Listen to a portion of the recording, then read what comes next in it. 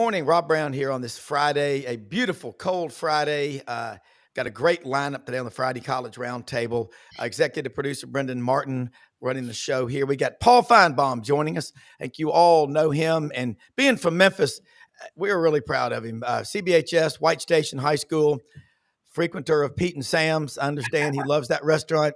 Doug Dean in Birmingham, Frank Duffy in Atlanta.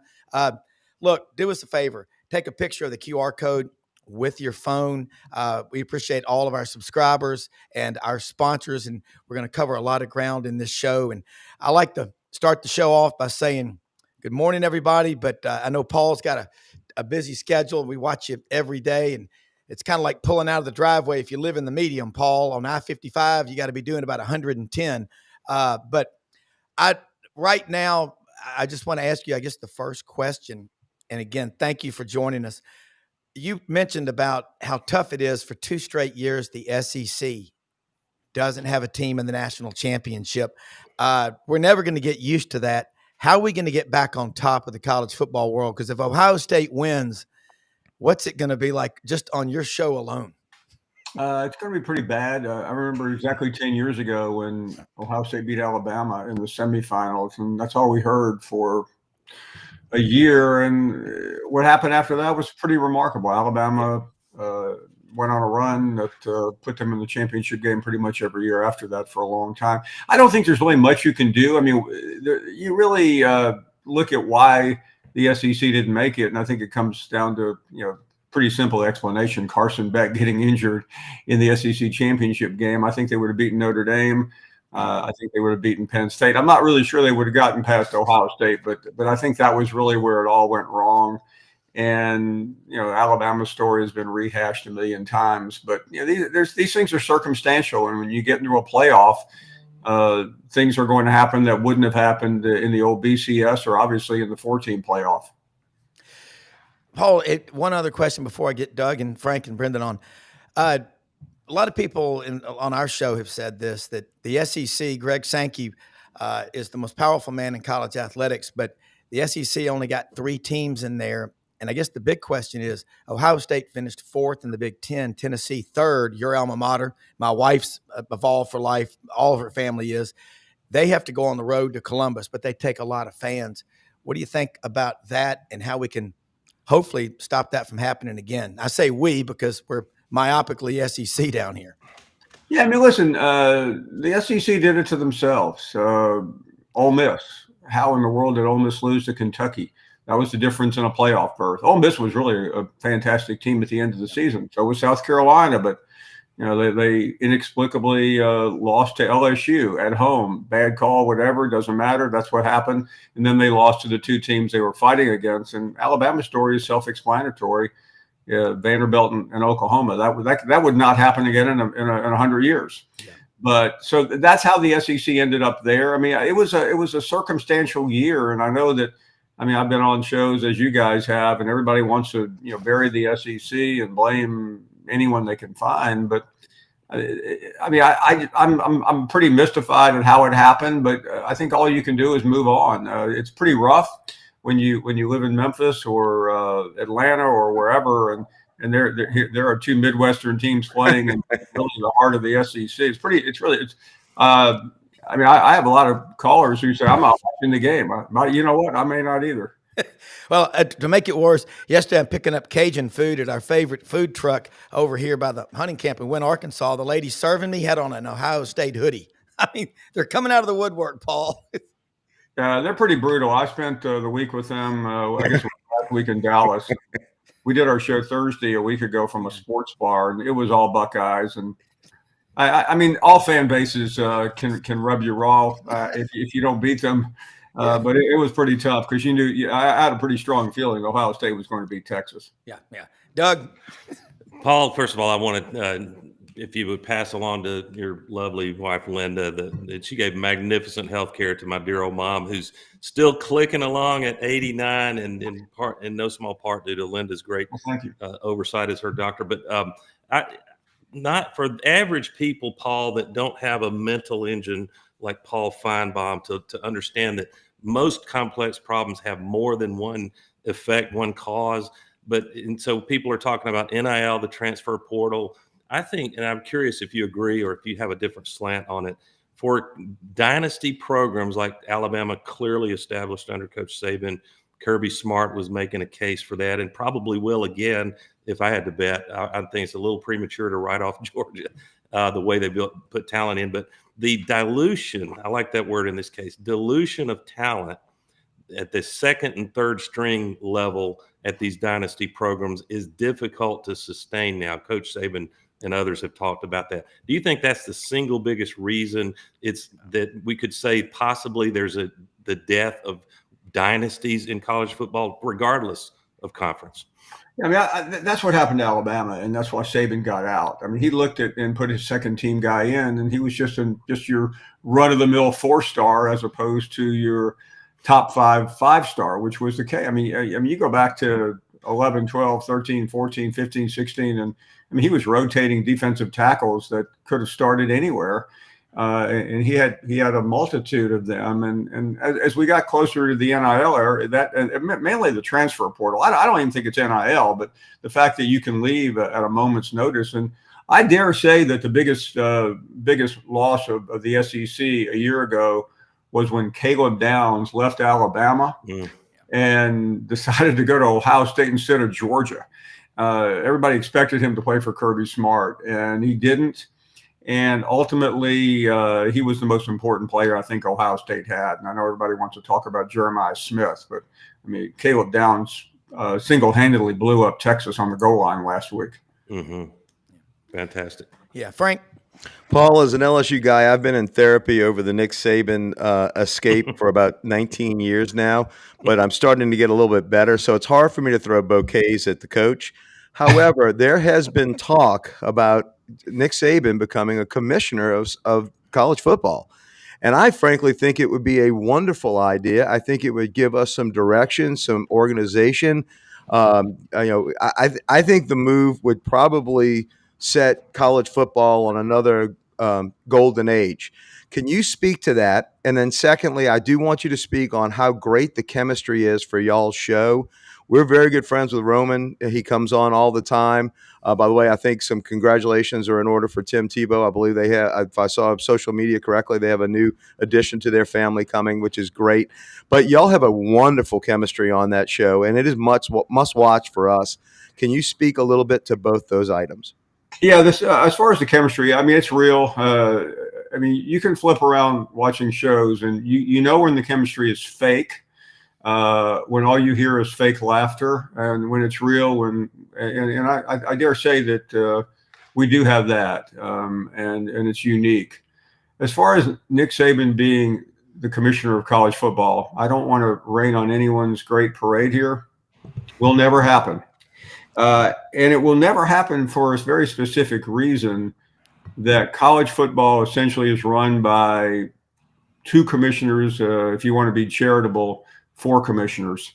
And they will never cede power to any one individual because they have to. These guys are literally like, if you go back 60, 70 years, the 5 mafia families of New York. And, the guy, they may meet for an Italian meal and hope that nobody gets killed on the way out, but ultimately they are not going to cede power. And Greg Sankey, who has formed this alliance with Tony Petitti of the Big Ten, and they're not about to say, okay, Nick Saban, we are. I mean, they respect Saban like everyone watching and listening, but they will not give up their power. And it's a great line, and James Franklin used it, and everybody else has used it, but that's all it is a great line. Paul, if you can, I'd love for you to talk about, not that you're an attorney, much less constitutional, but you know plenty of them, and I guess have them on your show. But most people believe with this $20.5 million that will be shared with athletes under the court case, it's going to break down as follows roughly: 75% goes to football, the cash cow, 15% men's basketball, and then jointly 5% women's basketball, and only 5% for the remaining sports. When you factor Title IX into all of this, how do you see this playing out, both in terms of legal challenges or what different schools, whether you're in the top 20 powerful football programs, or you're a program that is almost never likely to make the playoff? What should we expect? You need more than a constitutional expert to answer that question. It really does defy the intent of Title IX, but it's also a reality, and it's an agreement. So I think it will ultimately survive the day. But this is just a temporary fix to a very serious problem that there really is no answer to. And I know a lot of people, call for this and call for congressional intervention, but ultimately the people who run college athletics are to blame. They let this thing go way past the due date. This thing could have been settled probably 10 years ago for a very small amount of money, but the head of the NCAA at the time, Mark Emmert, and the commissioners just didn't want to deal with it. They kept passing the buck. So now they have a real and this will never end. And I'll offer this, and it may be a little bit of SEC fatigue, it may be some anger, but I am hearing more and more anecdotally on the road, traveling, on the show every afternoon about a disconnect between college football and the fans. And it's because of the money. It's because of the lack of loyalty. Yeah. And I think it's real. I'm surprised it's taken 3 years into NIL for it to happen, but I suspect you guys are going to hear a lot more about it. There's a real turnoff. Young people aren't quite as concerned, but anybody as you get past 50 or 60, they are aghast at what they're seeing every day. Correct. Paul, we asked John Brady, former coach at LSU. He comes on the show a lot. I said, asked him about that. I said, what did you make, if you want to tell us, when you first started coaching? He said, Rob, I'll tell you, my first 3 years, I made $15,000 a year. And that's when you started in radio. I remember as a freshman at Auburn in the fall of '82, you used to remember the English derby hat, the riding hat that you wore? You were a young reporter, Shreveport Bossier Journal, I think, and that's where Ron Higgins is now. Then you came to Birmingham, and you kind of came in at the end of Coach Bryant, beginning of Coach Dye. And you're really doing a great job of bringing these young reporters on. Talk about that. And Buddy Martin and Brendan, they do an awesome job, and we try to mentor as well. But what advice would you give to a young 20-year-old that says, hey, I want to start a podcast and talk about college football? Because what you say carries a hell of a lot of weight, Paul. Well, thank you. I started my first job out of college was in Shreveport. I'm at $145 a week. And I finally cracked the $200 mark a couple of years later in Birmingham. Wow. That wasn't what I was hired for. That was my first big raise. Wow. And you were living high on the hog. I was. That's right. I mentioned that because don't get hung up on what you're making. If you're good, you can always make more money. But you have to have a plan, and I love talking to young students, and I do it every weekend when we're on campuses, and we have the reporters on our show because we think it's important. But I think too many people think they're going to be doing a show like this. Everyone can have a podcast, but that doesn't mean anyone is going to ever listen to your podcast. And I always urge people to be different. Don't just have a podcast and talk about the same thing that you can see all day long or hear all day long. And I think that's really what separates people. And I didn't really, I backed into this. I did not intend to be a sports writer and ultimately a radio talk show host. I did it on the sly in college. I started playing around with it. And I think too often the structure of education prohibits people. And I know that sounds counterintuitive here, but you have to be creative. You have to be curious. I think the most important thing when young people meet anyone in the industry, whether it's all of us or someone else, is just mine them for everything that they know. Don't stop asking questions and try to make contacts because I once gave a seminar at Alabama about 3 years ago, and afterwards a couple of people followed me out, and next thing you know, there were about 30 people there, and some guy said, "Hey, can I have your number?" I gave him my cell number, and literally for the next year and a half, I must have heard from 400 Alabama students. But you know what? I really didn't care. Yeah. Because it warms my heart to try to help young people. And you mentioned Buddy Martin, who has always been one of my mentors. Yeah. He would never hire me when he was a sports editor, but he was one of my mentors. Yeah.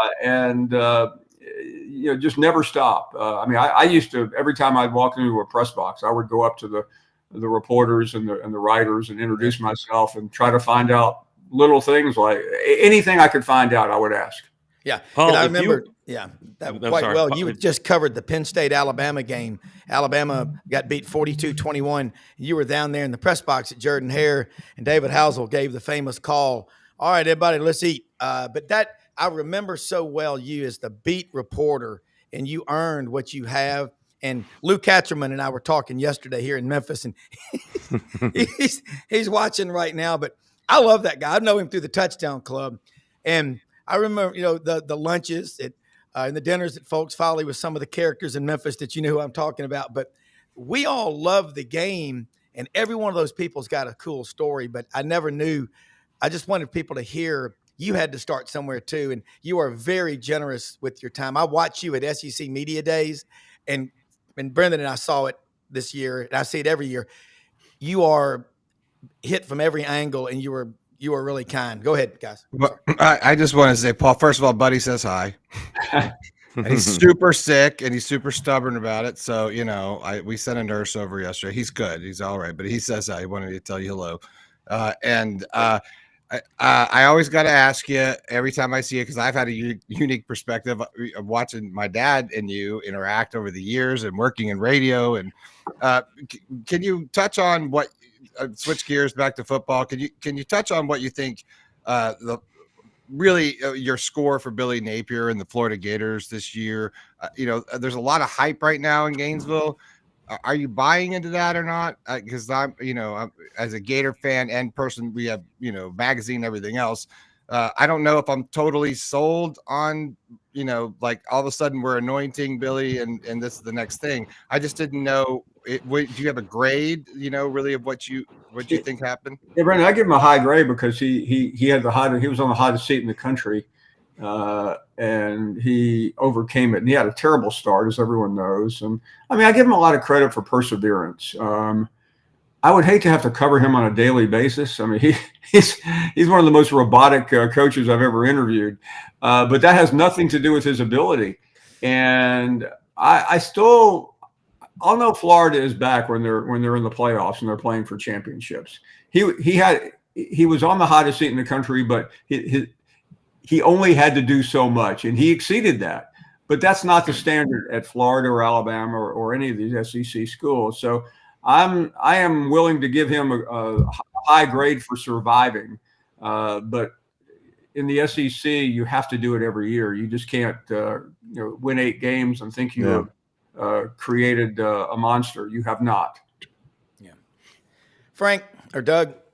Paul, I was going to ask you, I'd love it if, and maybe you can dive back into time permitting, as if you have any time, the 4 hours every weekday, to write articles. And if you were writing one, if I were your editor, and I would ask you this week to write an article on the improbable result of Marcus Freeman making Notre Dame, of all teams, America's team, at least for one night, I believe, next Monday, unless you're in the state of Ohio. Pretty amazing story of what he's done with Notre Dame this year. Do you agree? It is the story of college football this year. And this is a guy that only got the job because of Brian Kelly leaving and really trying to hire him at LSU. Jack Swarbrick, the athletic director, was looking elsewhere. He was concerned he'd have a revolution on his hand because the players all wanted Marcus Freeman. And after a year or two, there was no reason to believe it was the right choice. He had that just utter collapse against Ohio State when 12 men on the field, I think, for 2 consecutive plays, and losing to Marshall, and then this year losing, of course, to NIU. And he's just got a remarkable presence. The image of him that sticks with me was last week in the Penn State game. He got an awful call, and instead of just going ballistic, he smiled at the official. he kind of laughed about it. And that resonates. Officials don't forget that. And his game management of that was just simply spectacular. And the sociological aspect of it is important. Being the first black coach in a national championship game. I don't think he has much chance to win. If he did, it would just be gravy on what's already been a fabulous story. He exudes composure. Yeah, he does. Yeah, Marcus Paul, Freeman. I'm going to Italy in July for the destination wedding of friends of ours, and you more than most would appreciate. Guess who the celebrant will be for this wedding? Archbishop Marino at a century-old chapel in Amalfi Coast. Yeah, when I was with him a couple of months ago, we had talked about this being the celebration year in the church. I was hoping to get over there just with him at one point, but unfortunately, my year is going to be more complex than I had predicted. Paul, I know you got a big day ahead of you. I just want to say two things. My 96-year-old dad, the kids call him Grand Bob. Say hello to Grand Bob. He watches you every day. He lives at the embassy across the street from White Station. He and my 90-year-old mom, and they watch you. He watches you every day in that chair in the den before he goes and works out. But say hi to Grand Bob. And also, what's your favorite meal at Pete and Sam's? Because I'm going to FedEx it to you. I'm serious. Well, tell me what it is. Well, Grandpa, first of all, save a room for me. The way I'm going, I mean, we need to be there. We all are. I was one of my favorite things. I've now been 2 years in a row, but Lou Katherman invited me a year ago to come to the Memphis Touchdown Club. Yes, and we got to Pete and Sam's, Harold Grainer and Lou, about 5 minutes before they were going to close, and they stayed open. And I walked around that place, and just being there, it was the first time, I think, in 40 years that I had been in Pete and Sam's. And I mean, we used to eat pizza there like every other teenager. So, but it was, I will never forget that. It was just, I walked back and started talking to one of the owner's sons, and like every old time, I was like, we used to sit right there, and you could tell this kid just like rolling his eyes. But it was I'll never forget going back there with Lou and Harold and the group. It was so much fun. But I mean, we couldn't. I mean, I'm not even sure how we were able to afford pizza back then, but we were. Yeah. Paul, you've come a long way since AM radio, WAPI, and Mildred, and all of those cast of characters. And by the way, we guess her age is now 104, Paul. If she still have a driver's license. But the Mildred story I've told before, but I'm actually good friends with the guy who does Mildred, Ronnie Sanders, who's a sports agent now, and he's been outed. But I mean, the fact that I did not know one of my closest friends was doing Mildred is one of the more embarrassing moments of my career. And he Paul, told me the story the other day, and I listened to the first 14 episodes of the Mildreds on the way to media days last year on I-30 going to Dallas. I almost went off the road, Paul. I don't know how you and Bob Lockamy and Vickers did it. That was better than anything Letterman ever did. I know you got to go, but thank you so much for sharing your time with us. We want to get you back, and we're mindful of that. But I know there's not much we can do, but if we ever can, let me know. But text me your favorite meal, and I'll FedEx it to you, okay? Guys, for me, this is just fun, going back in time. And, Memphis is weird because I just don't get there very much. I don't have much family, if any, at all there. But whenever you guys can get me back there, it's incredibly special, even doing something like this, just remembering the good old days of yesteryear. Thank you very much, guys. This was a real pleasure. Thanks, absolutely. Ditto on Iron. Have a great weekend. Man, I tell you what, that is Brendan. Thank you. Very good job, Brendan. And great questions from everybody. Yeah, great job, everybody. It was great. Great interview. He's so fun. He's really a fun guy. And you know what? And I didn't want to say, wanted to keep the time short, but of all the people I've, my dad has, worked with or worked, people worked under him or whatever it was. I've never heard anyone say nicer things when they've got to the top than Paul Finebaum. He literally is the only one I've ever heard in all of my years say things like that. The last time he was on, he called Buddy a Titan. As a son, that like the ripple effect on that. Like I felt that in my heart. Like I was like, Yeah. because That's you know, beautiful. all these guys just, you know, and I'm not outing anybody. I'm not, and I'm talking big names of people that will just not credit, you know, their step up with Buddy, who taught them how to write an article, who taught, and that's not the relationship Paul and Buddy had. I'm not saying that.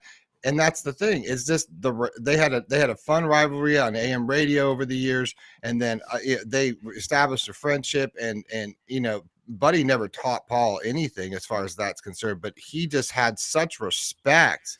And you know, really special to me to hear Paul say stuff like that about my father, because you know, you just don't hear it very often. I mean, everyone's always taking shots at the Martins, so you know, you get used to that.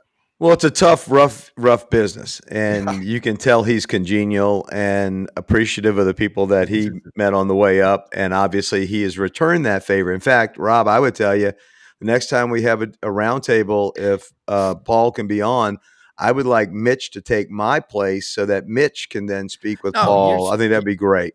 But you get on, you're right. But I will say something too, like, Buddy, and Brenda, you know what it's like with having your dad, and my dad's 96 as an architect. It's so, it just knocks you off your feet when architects that worked for my dad over the years came up and say, Brown, they broke the mold when they made your old man. He's the most honest man I've ever met. Always paid me on time, gave me autonomy, and he had an open door policy and always had my back. And is a great listener. And I'll add a narcoleptic, which makes him an even better listener. Sometimes he falls asleep. but that is cool to see. And guys, when I get to talk to Buddy or Brendan about a column that they want me to do or something like that, it is powerful. When, I mean, you're listening, it's being coached. And Doug, you mentioned about Nick Saban being the commissioner. That's an interesting take. He said those two, really four commissioners, it's like, you know, the mafia, they're not going to give up. It's like getting all the families together. Yeah, but you How'd see that his work out? reaction though, Doug? Do you see his reaction? He's like, yeah, that's cute, but that ain't That's the underboxes. first time I've heard a credible, and Finebaum certainly fits the definition of credible in sports national media, especially college football and especially Saban media. I mean, right, but I haven't heard most. It's almost like there's this code or requirement that when Saban is mentioned as a possible commissioner of college football, we're all supposed to genuflect and immediately agree with it. And I happen to disagree, but I want to be really clear why. Has nothing. Saban would be the most compelling, competent, and probably most widespread supported if it were a popular vote among a lot of fans. But I just think for it to work, what we've seen, what we had to do with the format of this 12-team playoff was compromise, and we did the idiocy of making conference champions get an automatic bye. Yeah. And that was Sankey has said that was a bone that you had to throw to get this live, and then you live to fight another day on the perfect design. But I just think Saban would, through no fault of his own, he would be a lightning rod frankly, for a few programs in the SEC. They would be looking over their shoulder, worried if rulings and the way things get managed and cases that come before the commissioner and that council are going to lean toward west side of Alabama over others. That's probably paranoia and unfounded. So I think the profile is more, I would be asking the question, what is the at arm's length leader that, whether you like Goodell in the NFL or pick your favorite football commissioner, who has the gravitas and the perception of not having built-in biases, whatever those are, that could come before it. And I think for accountability and checks and balances, you're still going to have something like a council of 5 who support and have some voting authority, whoever the commissioner is, if you followed me on that governance. Yeah. I mean, almost like executive and board. Yeah. Well, even the United States government is executive, legislative, judicial. It's a triumvirate. It's a 3-tiered. We're a constitutional representative republic. We're not a democracy. The United States is not. So the government, you have to have people with differing opinions, but at the core of everything, they better be focused on we're going left or right. And that's what Doug and Frank and Brendan, you think about Nick Saban, he's going to tell you what he thinks, just like I call Roman Harper the truth broker. I mean, he'll get on here and he goes, the greatest compliment we've received on this show was one time he said, I can say this on your show. I can't say this in other places. And he feels comfortable to do that. And by the way, great questions by this whole round table. And we wanted to be mindful of Paul's time, but he's very kind. And Paul doesn't hand out 23 minutes every day, guys. Hey, Rob, I want to right now. If Paul were sitting here, he would nod in agreement with me. I know him that well. But before we get carried away with this love fest of the great Paul Finebaum, he is gifted at making you intermittently hate him I am never listening to Finebaum again. Oh yeah. And so that's the talent. Yeah. And yet if people are surprised when you meet him in person at a reception or wherever, he will come across a lot introverted and reserved and shy and gracious. Yeah, I've seen it time and again. So it's a little bit of a method acting when he goes on air. But there are, if you hadn't been pissed off at Paul Finebaum in the last 2 years, you're not watching him enough. But then he will do something that kind of wins you back. It's kind of like we golfers. You hit enough triple bogeys and you're about to break your club over your knee. And then all of a sudden you pull off a birdie. All right, I guess I'll keep playing. Correct. And I mean, Frank, you make such great points because only you can feel this way about Nick Saban's time. When he left Michigan State, one coach, maybe none of them, nobody got on the plane with him. He came down, naked to Baton Rouge and built a staff. And LSU embraced him. He was 48-16 as the head coach. He left, and I'm not sure who the team doctor for the Miami Dolphins was who made that decision about Drew Brees. I'd love to get him on the show sometime, but Doug and look, I'm either losing 6 national championships or I'm losing a Super Bowl. And no matter which way you cut it, if you'd have stayed at Miami, if you would have stayed at LSU, never went to Miami, never had the issue, I think every one of those Alabama national championships are ours. I believe that in my heart of hearts. Wow. But then we would have never gotten Drew Brees and we wouldn't have gotten a Super Bowl. So it's a pick your poison. But I will tell you, you were talking about the America being a 3-pronged system. College football right now is a stampede land grab. It is like the wild freaking West. And we're somewhere right around Oklahoma heading out to stake our claims. Somebody's got to step in. I don't know if it's Tuberville, if he ends his reign, or Saban, but somebody has got to step in front of this.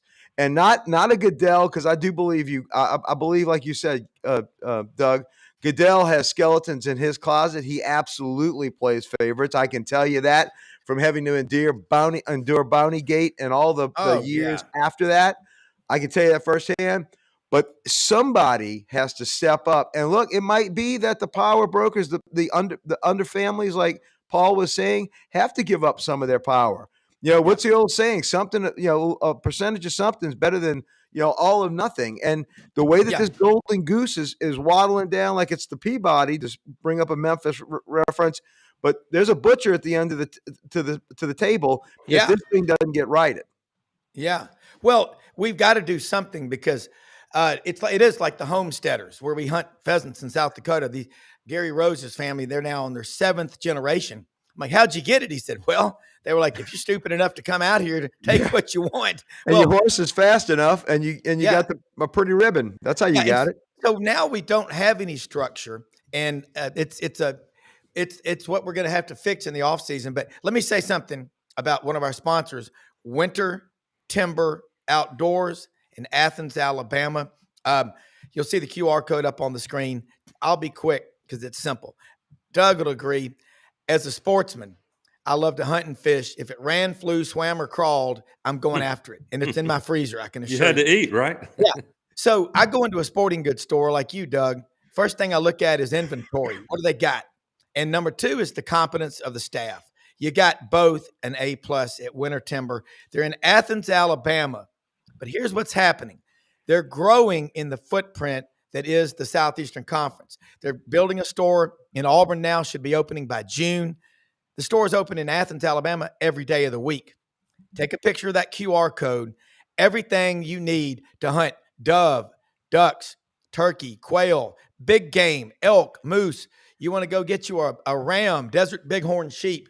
They'll outfit you there. Big Sitka dealer. They've got all the stuff for your deer stands and your food plots. Love these people. They've got ammunition like the Migra loads.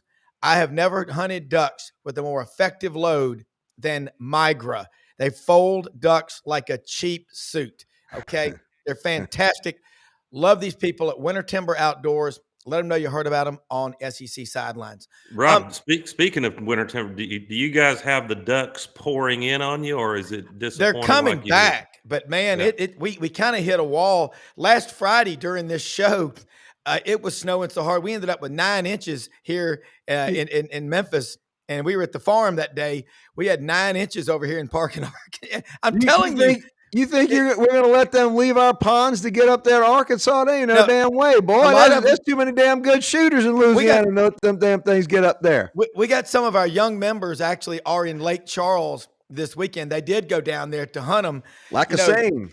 95% of Cameron Parish is underwater. What's the old saying about Louisiana? Half the state's underwater, the other half's under indictment.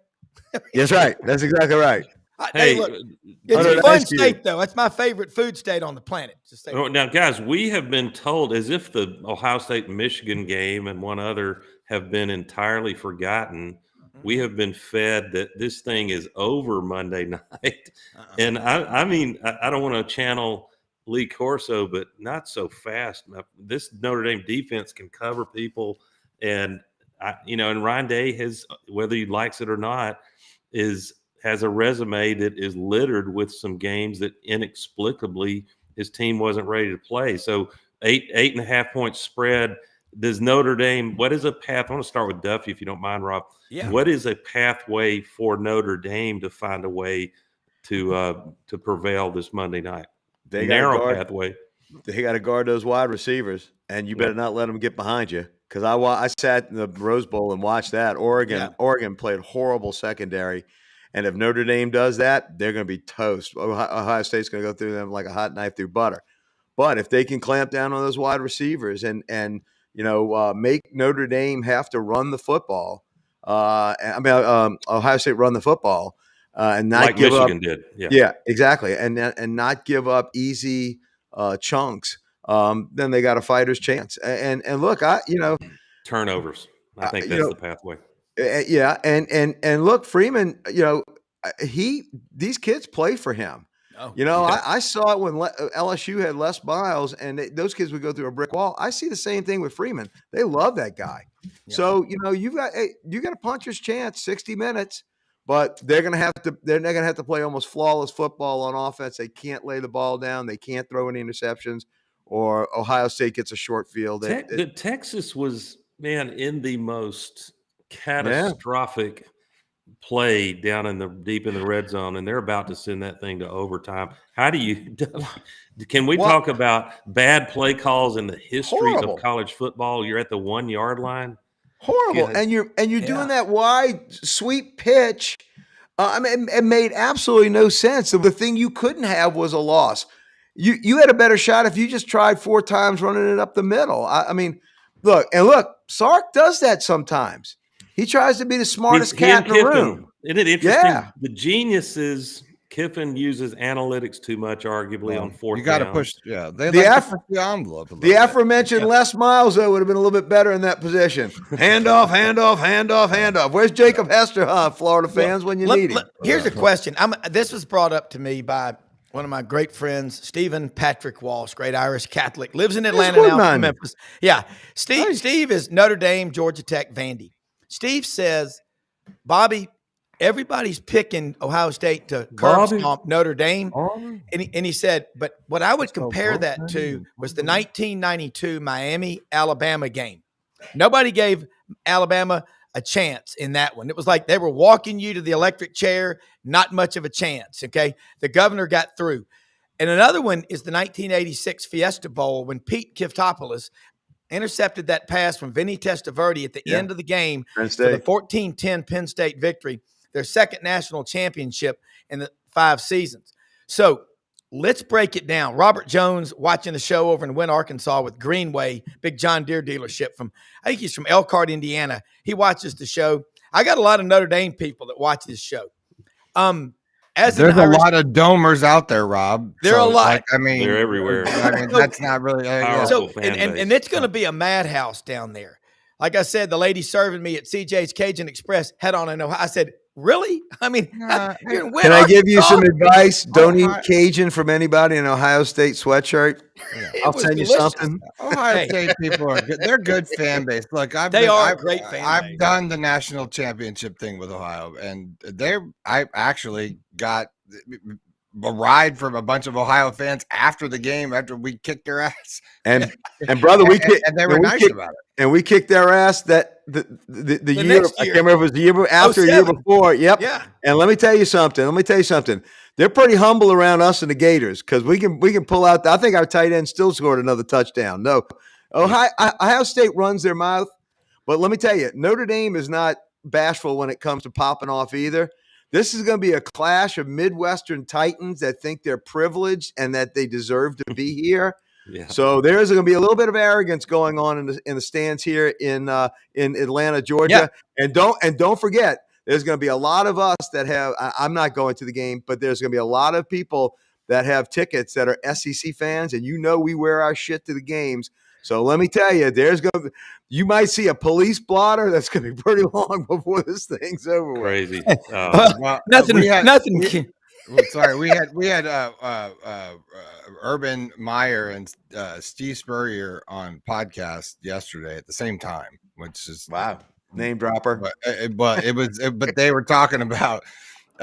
We had this whole conversation about yesterday. Yesterday. You have anything we can run on the show? I think I'm just gonna tag it at the end of the show. I might run the whole thing and just put it on there because it's worth it. It's 20 minutes. But it just. We talked about, I asked both of them about, who are you going to take for the game?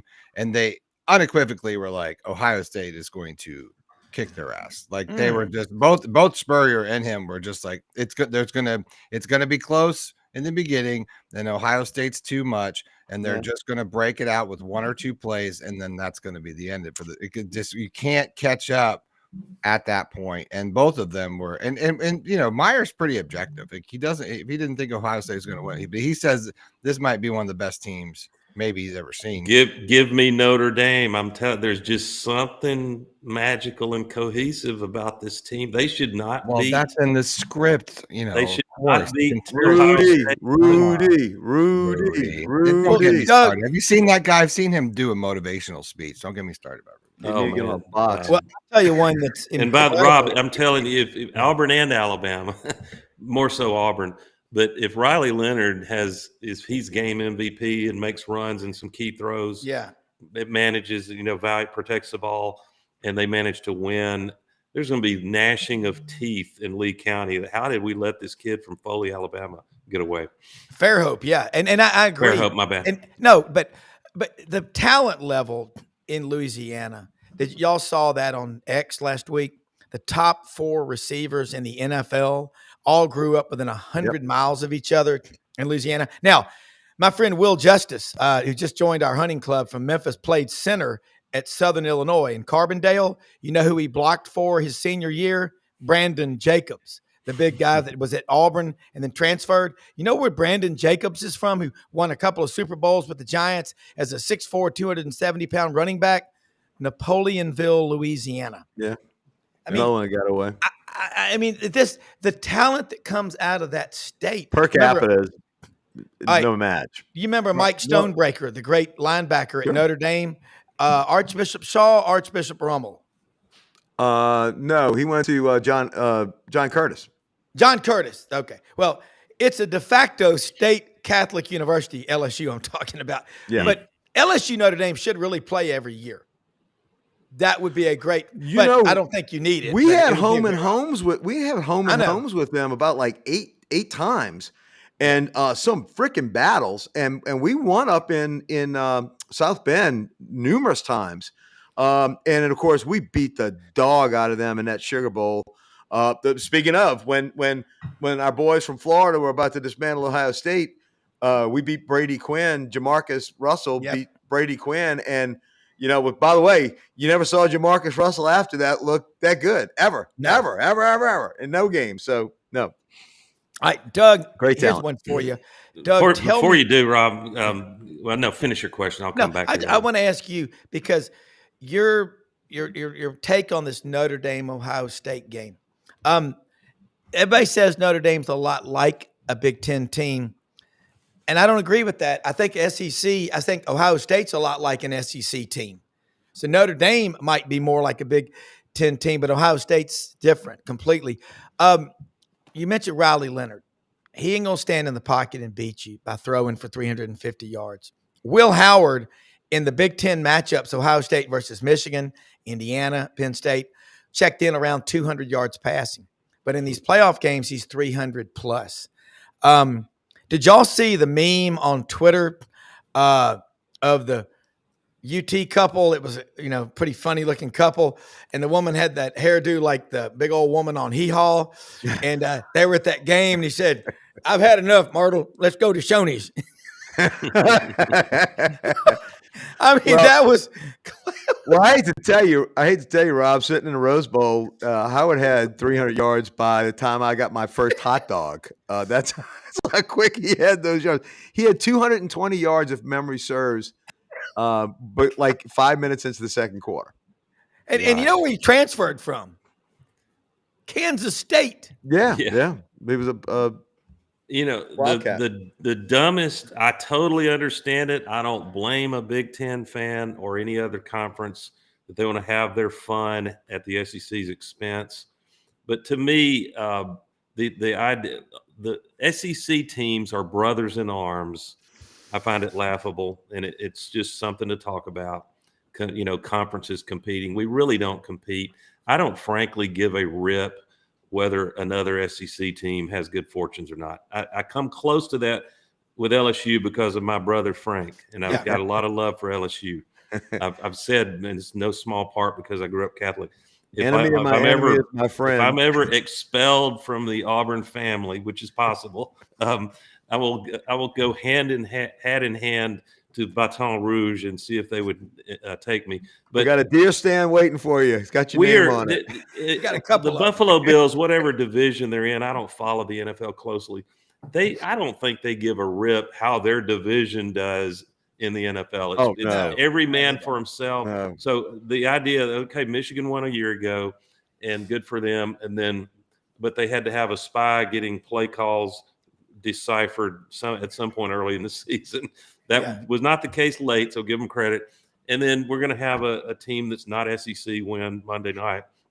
And it is going to be frustrating. It's about to me, it's as predictive of the departure and decline of the SEC as it was when Clemson or Ohio State won, and suddenly you get – and we're not going to have an SEC team reel off 2 or 3 straight national championships, very likely because of the new format and the dilution of talent we talked about with Paul. It's the dilution of money. But you know what I mean? That's they're going to have to legislate somehow that Oregon or Ohio State cannot give these outrageous shoe deals in the case of Oregon to a player, or Michigan can't step in with $10 million and blow the salary cap off the limit. There's got to be sanity brought, or what we'll see. And when they start legislating it, guess what's going to come back, Frank Duffy?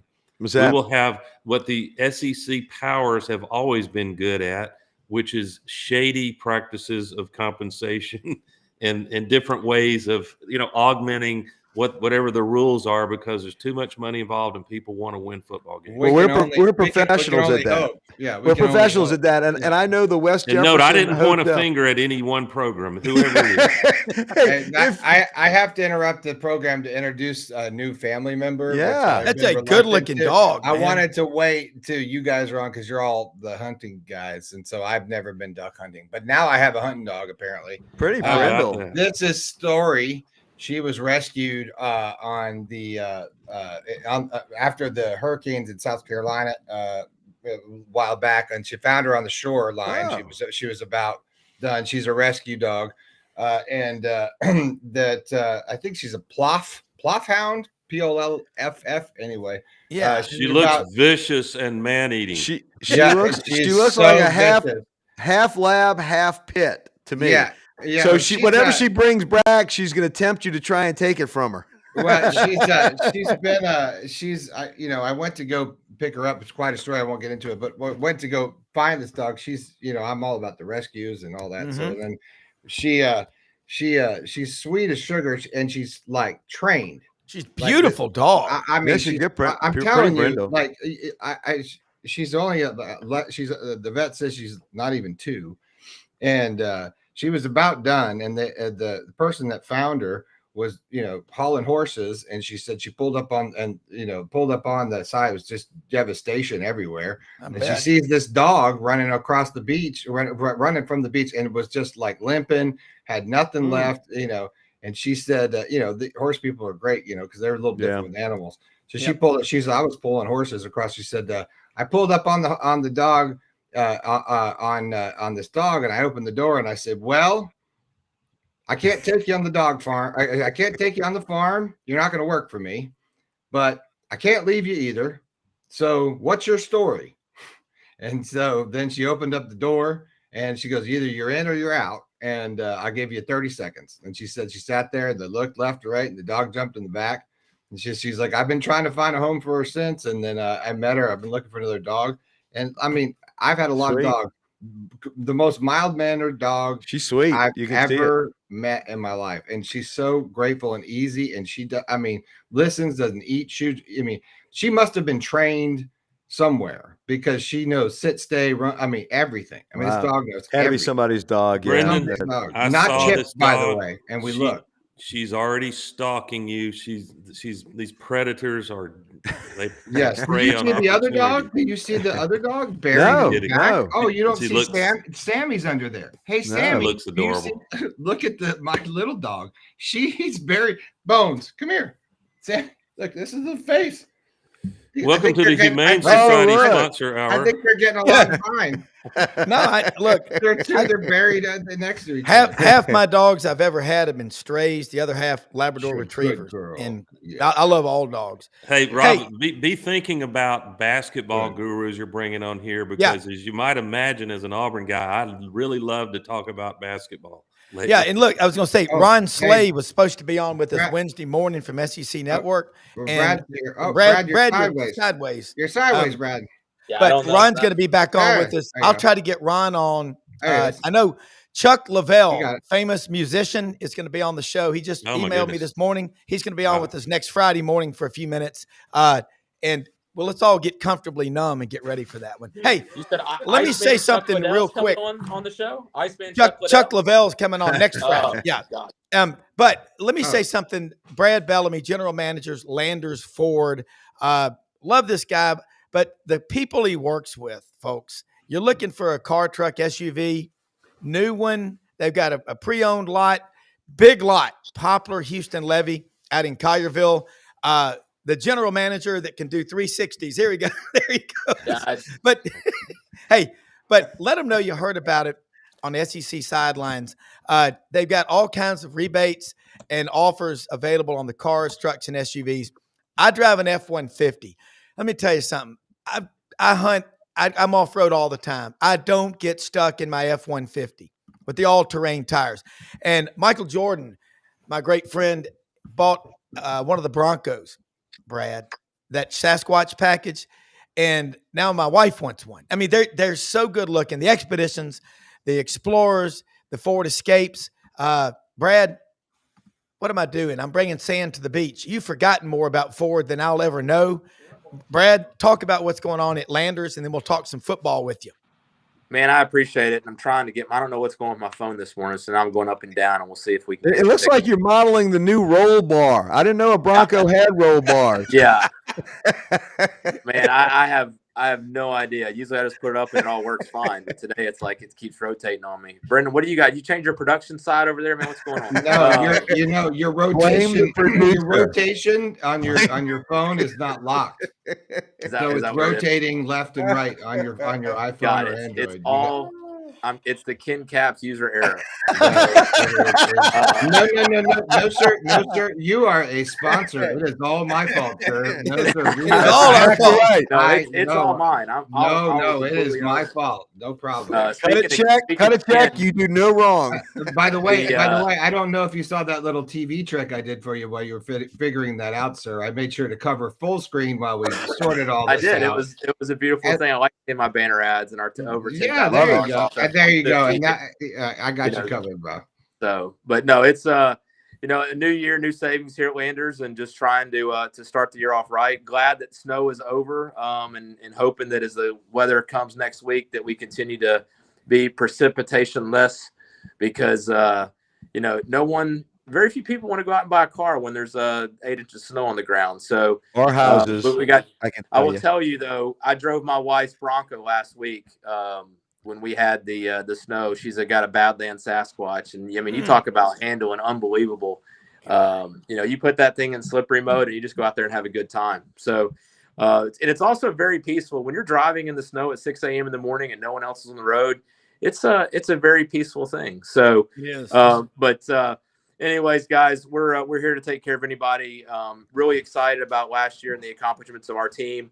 We're waiting for final results from Ford, but President's Award is the highest standard that Ford sets for dealers. It combines your sales efficiency and also your customer satisfaction. And for 18 straight years, from 2001 to 2018, the store had won the President's Award, and it's been it's had a dry spell since then. But it looks like 2024 we're back in the saddle again. So really proud of our team and just how we've tried to embrace things like pickup and delivery and mobile service to really provide a better experience for our customers.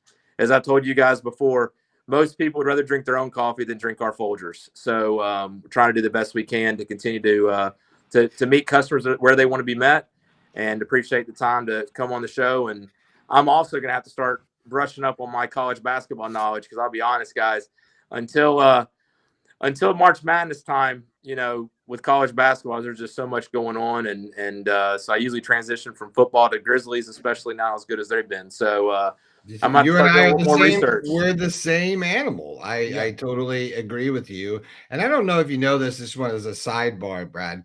I'm kind of a big deal. Okay. So I would look great in one of those Broncos. I feel like I would look, and you as a Ford person would want me in that Bronco. Endorsement. Right. Yeah. Right. 6'4", he gets out of the car and looks like Matt Dillon. I'm telling you. I did. I put the cowboy hat on. We'll do slow motion, maybe, From Hewlett and Dunn.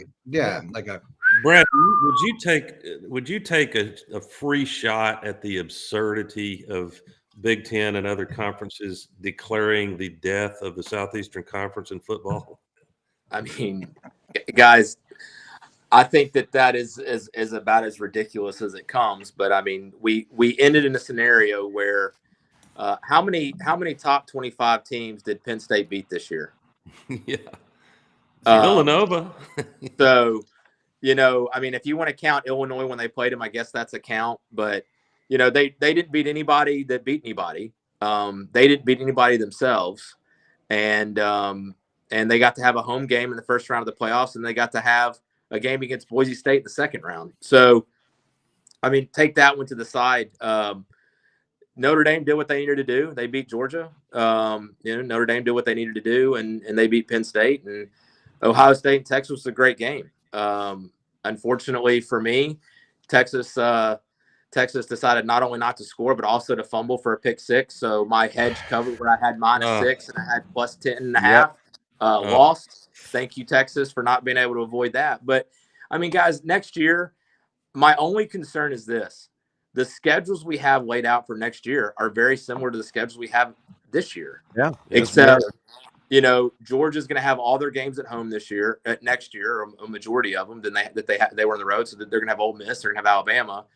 We are going to have a little bit of, Big Ten SEC to start the season, so that might establish some ground rules. But I mean, the SEC was down a little bit. Their good teams didn't show up every week, and but I also feel like if you had those Big Ten teams in the SEC, Indiana's not in the playoff. I mean, Kurt Cignetti did an unbelievable job. He did. But with that schedule, Vanderbilt's in the playoff. Penn State's probably not in it either. Brad, we had Paul Finebaum on earlier. You might have been busy, but he said, and I couldn't agree more, that let's not overthink what the causes were. This year, you have the year one retirement departure of Coach Saban. That's disruptive by any stretch when you talk about getting ready for big games. And that's not a knock on Coach DeBoer. He gets time to get things rolling. Then you have a backup quarterback that has to go in the playoff in that big game for Georgia against Notre Dame. No excuses. Kirby won't make excuses. And then who's to say if Lane Kiffin could get his head on straight about the use of analytics and they can beat Kentucky or beat Florida, who's to say Ole Miss might not have gotten really hot in the playoff? So there's some, that sounds like excuse making. Props to Ohio State. Couldn't beat Michigan for 4 years, but here they sit they'll feel pretty darn good about themselves if they can win Monday night. And Notre Dame, Scott Paul said, is the story of the year, what Notre Dame's been able to do to this point. Yeah, I think that, I mean, that's some really good insight. And it's 1 year. One of my best friends is a huge Ohio State fan. Ohio State's not in the playoff if it's last year. I mean, they're not even playing for the national championship. Notre Dame, I think, would have probably still made the playoff. I think that they would have probably put a one-loss Notre Dame team as the number 4 seed. That's part of my problem with the whole seeding. Notre Dame probably would have made it as the number 4, but they got seeded as number 7. Is that right? 7? 7, yeah. But they would have probably made the playoff last year with the same schedule, same record, same resume, same comparisons. So I do think they need to figure out what we do with the championship games and how we rank teams. It made no sense to me, for example, that Clemson was ranked below SMU. They just beat SMU.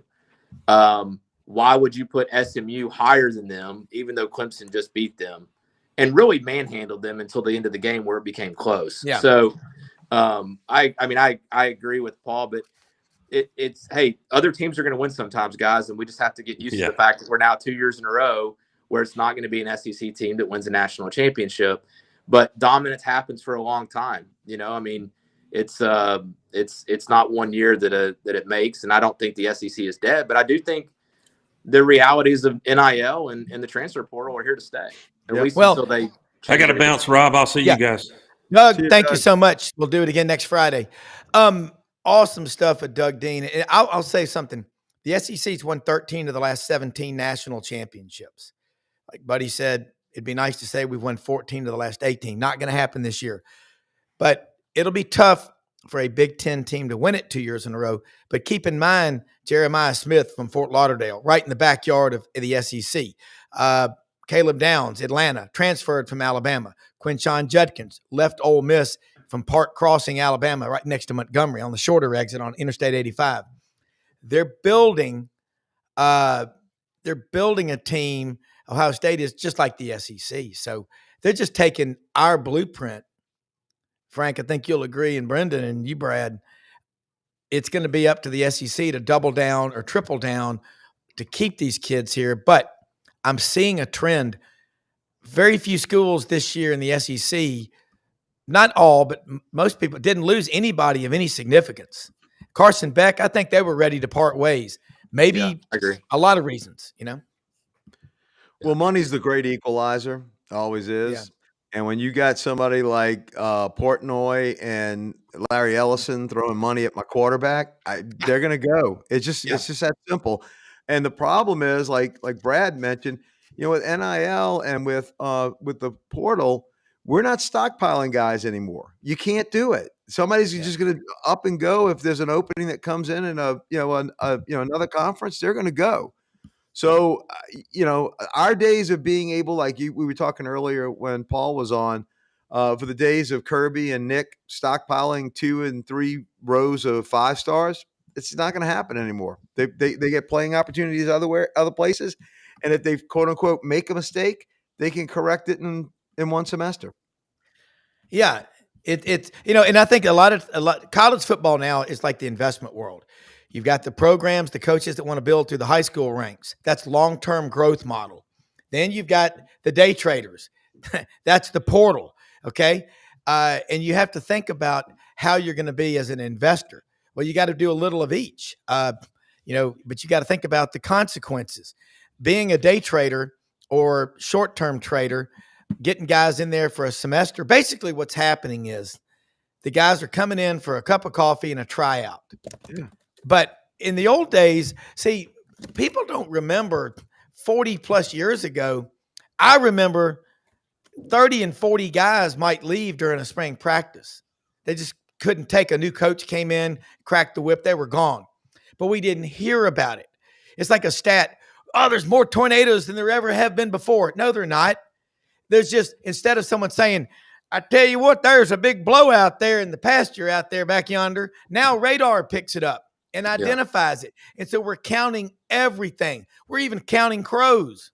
Well, I know Bear Bryant used to stockpile 120 of the damn guys. 8 quarterbacks, Brad, on the roster. 8 quarterbacks. Well, but you're right. And social media also brings it all to light too, right? Because anything that happens is out there for somebody to see. And so, it's the same thing with crime. I don't think crime is necessarily more prevalent than it was 30 or 40 years ago. Yeah. I just think more people know about it.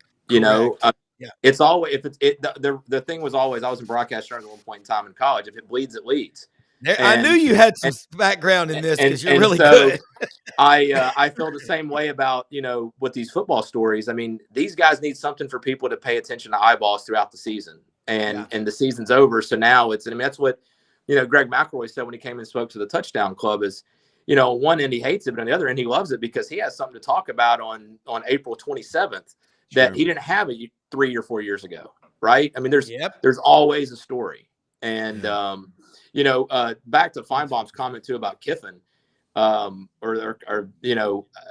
my concern. I'm a Lions fan after living in Detroit for 12 years, and that's my concern about the Lions with Dan Campbell. I love him, and I love his aggressive nature, but guys, they lost last year in the championship game because he was too aggressive. Yep. And the reason every coach doesn't do it is because eventually it's going to bite you in the wrong moment. And that's my concern about the Lions this year in the playoffs is he sometimes doesn't know when to just kick the field goal. He's got the chalk horse, and he better ride him like he's the chalk horse and not do any crazy shit. You're exactly right. I think Detroit could win this whole damn thing if Dan doesn't blow something. Yeah. What's going to happen if the Lions win the Super Bowl? Be great. Guys, can we slow down? What's going to happen if the Lions get to the Super Bowl? I mean, there's only 4 teams. There's only 4 teams that have never been to a Super Bowl. The Lions are the only ones that have been around the whole time of Super Bowl era that haven't made it. Can I tell you the euphoria that Detroit will feel, because I felt it in New Orleans. When Roman comes on, you can kind of hear it in his voice, my voice. There was just something incredible about that team that you never thought would ever make it. It's that battle to get to the mountaintop, and when you do, it's an incredible feeling. Detroit will go absolutely batshit. The new mayor will be Eminem. By default. Hey, look, we're gonna wrap it up now. Great show. Paul Finebaum, executive producer Brendan Martin, Doug Dean, Brad Bellamy, Paul Finebaum, Doug Dean. Every day we're so blessed to get to do this, man. And most often we see the face of Christ in the least among us. We're the most blessed people in the history of the world. Every day, find excuses to win. And you got sponsors like Landers Ford, Memphis.com. They sell a lot of cars and trucks and all. But what they just did for my school, Christian Brothers High School, Brad, you're going to sell a lot of vehicles because we got 15,000 alumni at Christian Brothers. My son-in-law is going to be doing a lot of stuff. I'm going to introduce you to him, Brooks Meadows. We're going to send you a lot of business, the Purple Wave Express. But anyway, thanks, everybody. All of our sponsors are at sidelines.live. Have a great weekend, everybody. Thanks for watching. Share this with friends. See you Monday for the big one. Thanks, guys. All right. Thank you. Go Tigers. Go Tigers.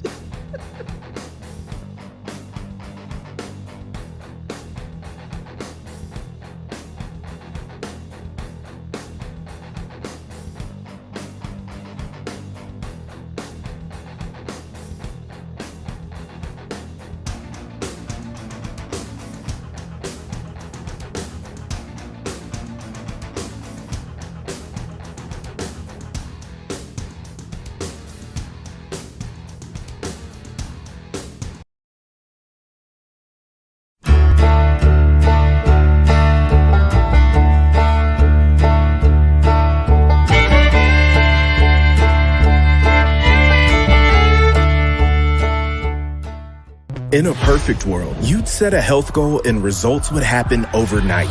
In this world, the real world, it takes time, dedication, and the right support to achieve your best self. The Vitamin Shopp's health enthusiasts are here to make sure you're not wasting a single moment on the wrong supplements. From the highest quality sports nutrition and superfoods to the most sought after trends, you'll find a huge variety of science-backed solutions for every goal. And the people that help guide you along the path to greatness. Unbelievably, every 2 minutes in our communities, a child is either bought or sold for sex. I'm Ari Dickey, board member for the Nashville Anti-Human Trafficking Coalition. Join me and millions of others in our fight against human trafficking and for its victims by helping to educate the most vulnerable among us, our middle and high school students. Go to nhtcoalition.org, become a partner, and help keep our families safe, because none of God's children are for sale.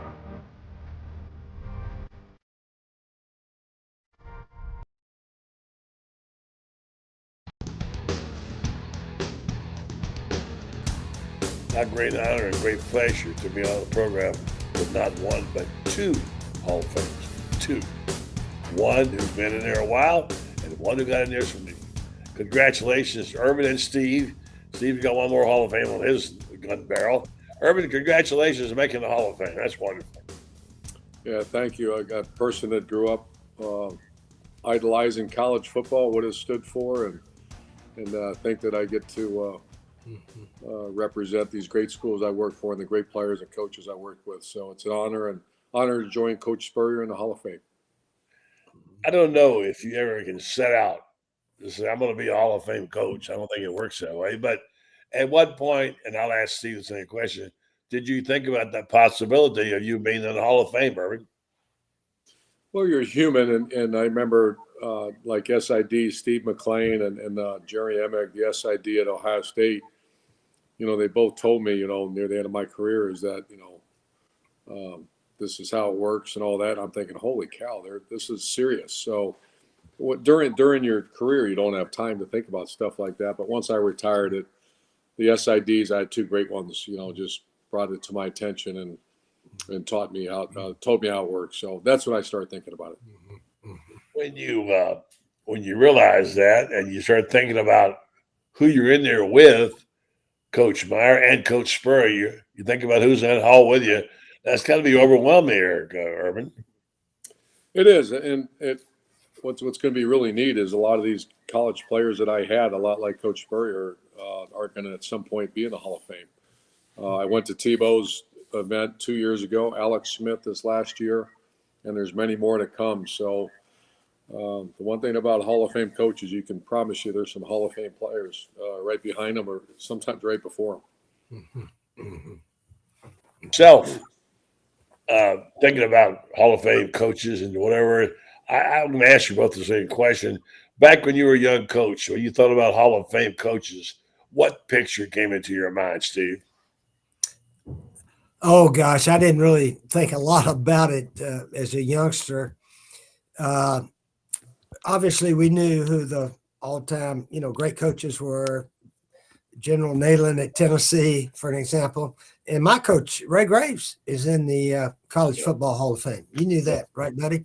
Yeah, he won right at 70% of his games here at Florida, which was by far the best until Coach Urban and I after him and so forth. But anyway, I think when you're coaching, you don't think about it. And then when your days are over, you look around and say, ooh, man, I hope I get in this College Football Hall of Fame, and congratulations to Coach Urban. Well deserved. And there's some other honors here in Florida. We need to get him in also here, hopefully within the next couple of years. Yeah, that for sure. I mean, you guys did it all. You got all the heartbreak, the number of championships. I've got it written down here somewhere. You guys know it. 3 national championships. I think 9 SECs. You guys got them all. I don't know if 2 coaches ever dominated one school as much as you have. I know you're both proud of it. Let me start with Steve and ask you, Steve, how did you do it? Why and how are you so successful? Well, fortunately, I got here at the right time, buddy.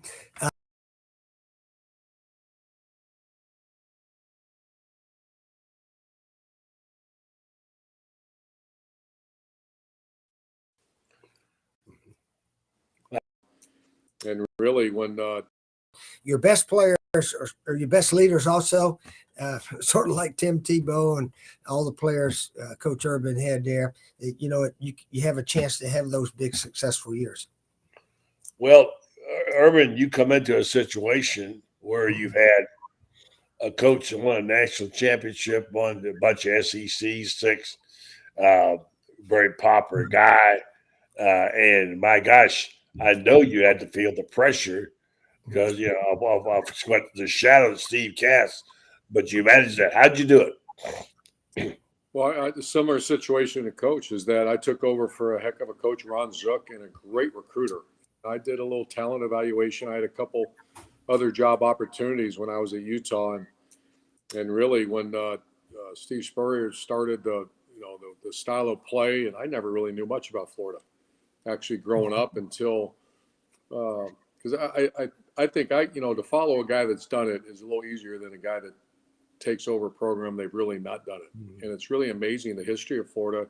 As many great teams, great players, great coaches, they don't have many banners that show for it, other than I think 91 was the first SEC championship, and then obviously the 96 national title. So once it's done and Florida became the place everybody wanted to be, I was one of those people. I wanted to be part of that sunshine. The guy from Cleveland, Ohio, watching the Florida Gators play, I'm like, holy cow, they can really do it down there. And so that's when I kind of got interested in. But Ron Zook had a defense that was loaded with talent, a bunch of high draft picks, and we kind of recreated the offense a little bit. And second year, we found a way to go win a title, and then obviously our fourth year, we won a title too. So, but once again, following someone who's done it and proved you could do it, he sets a table, and I think the table's set for the future of Florida. They're going to do it again. Do you think they will return to those days when they were dominant, huh? I do. You can't. I think Florida's too good of a place. It's been done before now, and I certainly will. And they finished strong this year, and who knows? Get a couple good players, a strong quarterback, which they got. Of course they can. Look at some of the teams that came shot up the ranks this year in the college football playoff. Steve always says you can win right away, which he believes, and he did. This program now has perhaps gotten over the hump. It has a young quarterback. I think we're all excited about it. Let me get your thoughts about Lagway, Steve, and then Urban. Mm-hmm. What you say to him? Yeah, I think he's an excellent player, and he's a good guy, and everybody loves him. I mean, he's a leader. He was only a freshman. Hard to be a leader when you're a freshman. So, but he's got everybody pulling for him, and he pulls for the other players. So the attitude is really much improved around here from the last 4 or 5 years, I would say. But anyway, DJ Lagway, and now the recruiting and the NIL were guys that have a choice to go somewhere or the other. I think a lot of them are coming to Florida. Of course, it still comes down to the money thing, which is so different now than when Coach Urban and I were here. But we can match all the other schools money-wise, and so hopefully the players, if the money's close to even, will want to come to Florida, and I think that's happened here within the last year. Lagway, the guy, Urban, that can do it. Everything I see, he's still got a long way to go, because I actually did want to watch him a little bit. I did. I watched the maturity level from his first few snaps to by the end of the season was phenomenal. But the one common denominator of all great quarterbacks is they make those around them better. And that team played, credit to Coach Napier, but also that quarterback. Mm-hmm. Great quarterbacks elevate the play of those around them, and he did that. Yep. Let's talk about this event coming up at Coach Spurrier's restaurant, which is, I'd like to be there. I'd love to have my picture made with Urban Meyer and Steve Spurrier. Excuse me. Well, I can go in your stead, Dad, if you need me to. Yeah. I wish I could. Yeah. Anyway, you're invited. I'm there, Coach. I'm there. Yeah. So it's going to be 2 to 4, I believe. I got the information Freddie sent me on Friday. Got a couple of celebrity bartenders in there, I understand, too, huh? Who is that? I don't know. Jerry and our wives. Oh, yeah, Jerry right. Shelley and Jerry No, Shelley, and Shelley and also Jerry. that big middle linebacker that played for us, Brandon Spikes. I understand. yeah, Brandon. I They think wanted me and Coach, but I said we're not going to do that.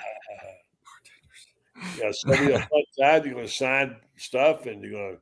you're raising some money. I think is a donation asked for. I think, but no charge to be at the event, and go eat some of that good food and have some of those great drinks. And there's a special brand of margaritas that they're going to be serving, Urban. Yeah, I invested in a company called Los Landeros, and my friend runs it. And I know Coach Spurrier has a new product too out there that I can't wait to see and be a part of. So I can't wait to see Coach and have fun. It's one of the nicest restaurants I've been to. I love going up there. Gentlemen, I'd just be remiss if I didn't ask you. I've been excited all day about this interview. So if you don't mind, I just ask one question to you both. How critical to you both is winning to the identity and legacy of a college football program? I've heard you both talk separately about how the importance of winning was to you as a coach. Coach Spurrier, to ask you first, how important was that to you as a head ball coach? Well, obviously, when you come back to your alma mater, which I did, it was extremely important for all Gators, and we had some wonderful years there. We didn't win it all every year, but we came close almost every year. We had a whole bunch of good teams, and attitude and all that kind of stuff was really good. But anyway, we're hoping to get back to that. We're hoping to get back to 7-5 is not the greatest year we've ever had. One of those 10-2s, and hopefully even better, get into the playoff and all that kind of stuff. So I think Billy Napier can do that. I think he's got a good setup here and so forth, and recruiting. And as you know, momentum, once you win, it leads to more winning. So we're hoping and believing that can happen. Coach Meyer, same question. How critical is winning to the identity and legacy of a college football program?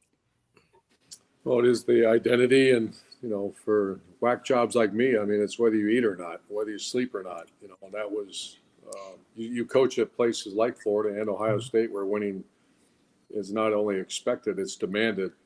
It occupies every second of your life, and following Coach Spurrier, who set the standard. I think every person that will ever coach at Florida will know that standard's there.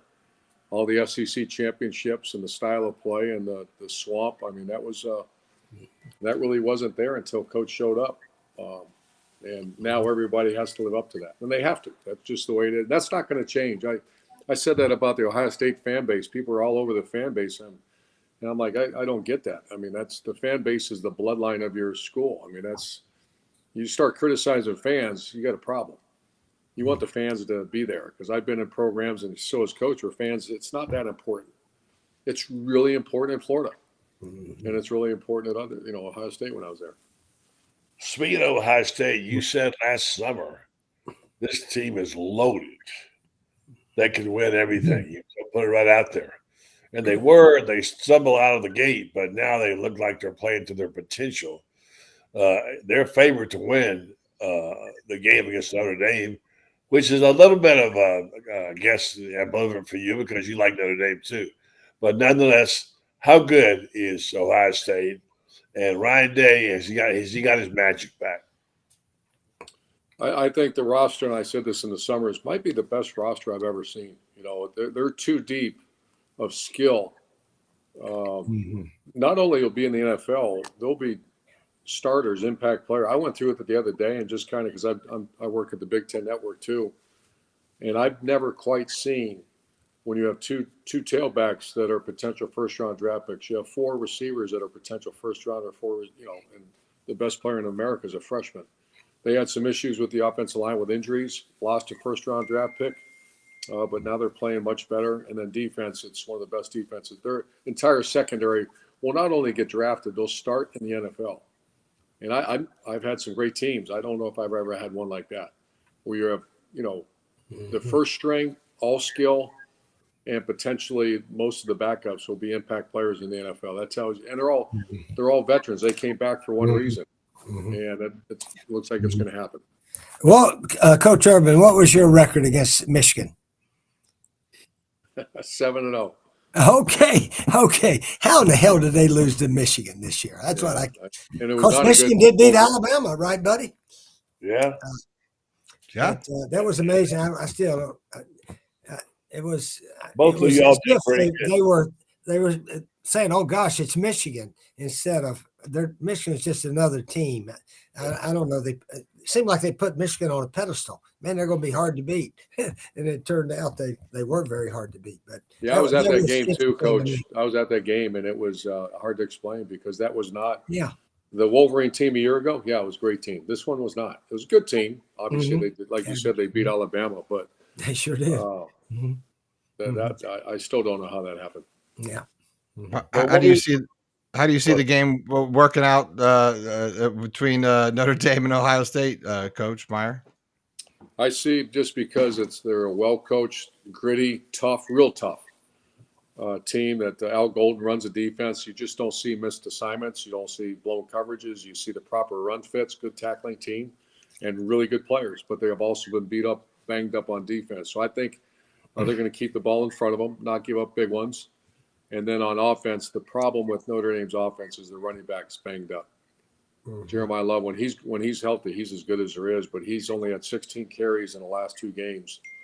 And so I see it's a close game until the late third, fourth quarter, and I think Ohio State's skill, just the wear and tear, will bust loose a couple of times, and it'll be a 8 to 10 point win for Ohio State. Coach Spurrier? 2 touchdowns at least, Ohio State, unless something fluky starts happening, and it can happen, as we all know. The underdogs win a lot in football, but when you look at both teams, Ohio State's a 2 touchdown favorite. Doesn't mean it's going to happen, but that's the way I see it right now. Final question. What kind of product do we have here now after 1 year of this system? Is it going to make the game better, do you think, Urban? The college football playoff? Yeah, not just. I think it's been tremendous. I think it's been one of the great things that's happened to college football. I wish it was there when I was coaching, because we had some teams that our 2009 team that lost to Alabama. If we would have had another swing at them, I would have loved to have that. And then the same thing with 2015. That 2015 and 09 might have been the most talented teams I've ever had. And you had 1 loss and you're out. And I'm sure Coach Spurrier feels the same way. Yeah, we had some. The best thing is, Coach, the best thing is the best players are playing. Because the bowl games, they started not playing. All these great players would, get ready for the NFL. Now they're all playing, which is great for the game. But I do agree with some of these writers that said it's going too long. I mean, we're in college basketball season right now, and to wait so long to play these games, I think maybe right after the season, let's get into the playoffs, and instead of teams taking weeks off and this, that, and the other. I don't know if 12 is the right number. I always said 8 was a good number. I mean, usually you can see 8 teams that have a chance to win it all, and that's about it. And then you could squeeze it down maybe a couple of weeks, something like that. But I'll tell you what, everybody's watching and everybody's fired up about it. So there's something about a playoff that we all want to watch. All right, Coach. First of all, congratulations again, Irv. That's a wonderful award, being named to the Hall of Fame.